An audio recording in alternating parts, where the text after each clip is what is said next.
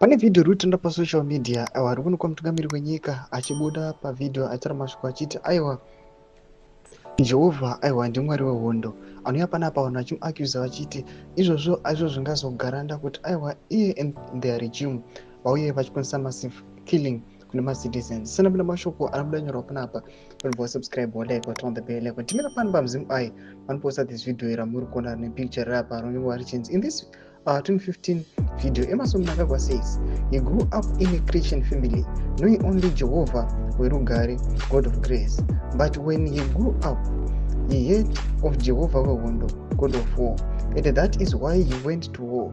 He then says Jehovah wehondo is equal to the Jehovah of grace. Panapa tonoona vakopana vezimu ai vanoya zvekare vakopana on that post vachiti so this is a man who enjoys war and killing, essentially a sociopath. So should we expect anything different from the bloodthrust nature that he is nursing?